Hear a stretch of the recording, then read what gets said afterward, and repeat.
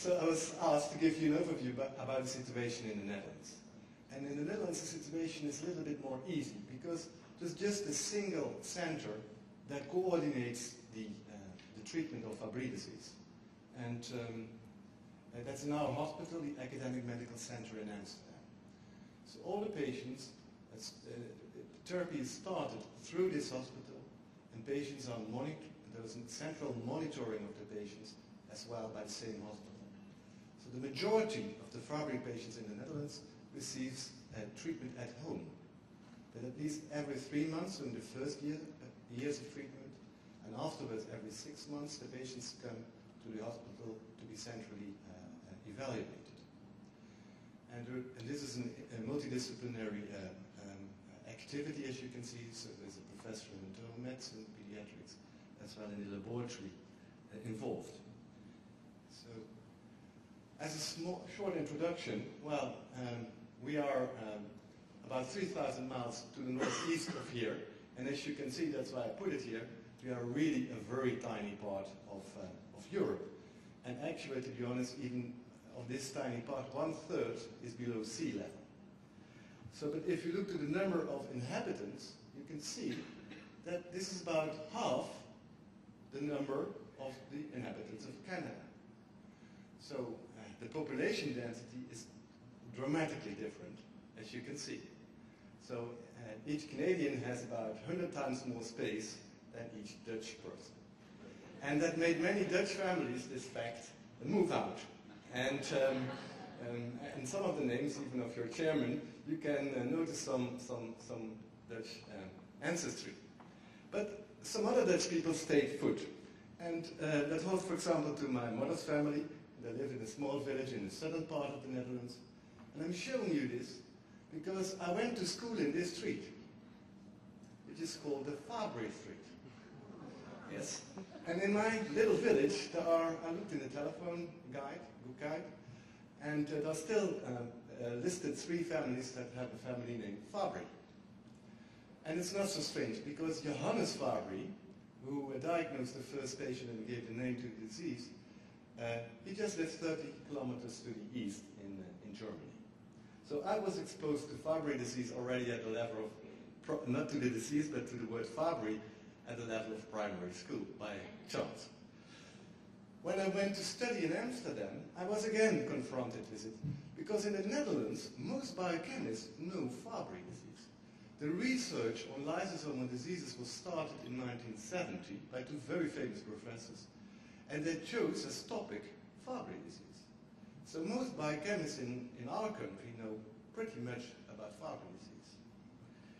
So, and as I mentioned already, it's nowadays no longer only the laboratories that know about the disease, but also the clinic. And what are the figures now? Because that's why I'm standing here. So we have about half the number of inhabitants compared to Canada, and we know now in our hospital 127 patients, of which 47 are males and 80 are females, so about 1 to 2 as you would expect. The majority are adults, but there are also 29 children. Again, that's about what you would expect based on the average population. So treated at the moment largely by home therapy with both products, about 50-50, are 61 individuals. The access to treatment in the Netherlands is rather smooth, I must say. We are a relatively rich country, and there's a fund that makes it possible that everybody that's amenable to treatment indeed receives treatment in our country. So the 61 individuals that are currently receiving therapy, 32 are males and 29 are females, and 53 are adults and 8 are children. So the criteria that I used are quite similar to the ones that you were introduced to just before. So with respect to the adults, if an adult individual shows one major, fulfills one of these major criteria, this allows the initiation of enzyme replacement therapy. So that would be severe pains, white matter lesions as you heard before, Kidney problems, these are the items 3 and 4. Rhythm disturbances, cardiac hypertrophy. So 2 minor criteria fulfilled are also enough to start initiate enzyme replacement therapy in the Netherlands. And again, most of these things were mentioned almost like in analytical fashion in the previous talk by Dr. Mehta. So a documented TIA, kidney dysfunctioning, indications for that, etc., etc. So these criteria have been very recently updated and have been accepted by my government. For children, the criteria are slightly different, but not too much.